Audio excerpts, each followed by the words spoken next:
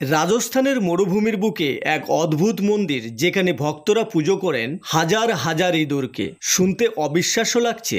চলুন জেনে নেই করণী মাতার মন্দিরের এই রহস্যময় ইতিহাস। বিকানেরের কাছে দেশনোক নামক স্থানে অবস্থিত এই মন্দিরে বাস করে প্রায় 25,000-এরও বেশি কালো ইঁদুর, যাদের বলা হয় কাবাস।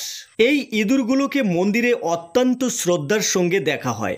বিশ্বাস করা হয় এরা করণী মাতার আশীর্বাদ প্রাপ্ত এবং পূর্বজন্মে সাধু বা ভক্ত ছিলেন। সবচেয়ে আশ্চর্যের বিষয় হলো, কেউ যদি ইঁদুরদের খাওয়া প্রসাদ খায় তাহলে তা অত্যন্ত পবিত্র বলে গণ্য হয়। আর যদি কেউ সাদা ইঁদুর দেখে তবে সেটাকে করণী মাতা স্বয়ং বলে মনে করা হয়। এবং দেখা যায় অনেক ভক্ত বছরের পর বছর সেই সাদা ইঁদুর দেখার আশায় অপেক্ষা করেন।